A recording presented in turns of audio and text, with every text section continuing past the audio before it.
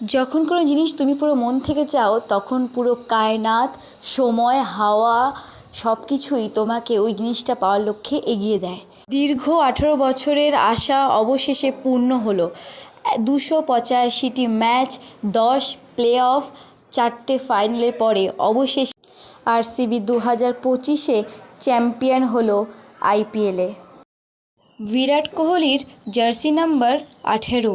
এবারের আইপিএল সিজনও ছিল 18।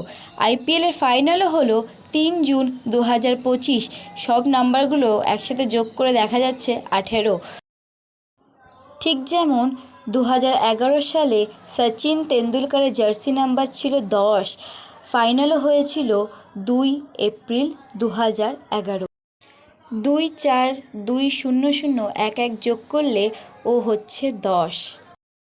এটা বলা যেতে পারে যে এবারের 18 সিজনের আইপিএলটা সৃষ্টিকর্তা বিরাট কোহলির নামেই ট্রফি লিখে রেখেছিল। চিকু থেকে কিং কোহলি হওয়া যে সফর বিরাট কোহলির ছিল, যে আশা বিরাট কোহলির ছিল আরসিবিকে নিয়ে, সেটা অবশেষে 2025-এ 18 বছর পর পূর্ণতা লাভ করলো। আরসিবি হয়ে গেল 2025-এর চ্যাম্পিয়ন। ফাইনালে আইপিএল ভার্সেস পিবিকেএস ম্যাচটি হয়েছিল আহমেদাবাদের নরেন্দ্র মোদী স্টেডিয়ামে। ওই স্টেডিয়ামে ফাইনালে প্রেজেন্ট ছিলেন এবিডি ডিভিলিয়ার্স, ক্রিস গেল। লাস্টের 2 বলে বিরাট কোহলির চোখে দেখা যাচ্ছিল জল, এবং 2 বল শেষে যখন প্রথমবার আরসিবি চ্যাম্পিয়ন হয় আইপিএলে, তখন বিরাট কোহলি দৌড়ে চলে যায় এবিডি ডিভিলিয়ার্সের কাছে এবং একটা দীর্ঘশ্বাস ফেলেন। এই যে মোমেন্টটা আরসিবিয়ানদের কাছে একটা বিরাট মোমেন্ট।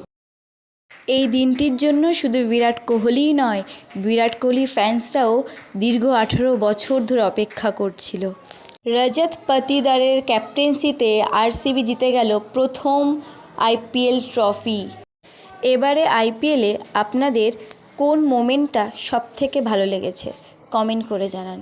ভিডিওটা যদি ভালো লেগে থাকে please like, comment, share. Thank you for watching.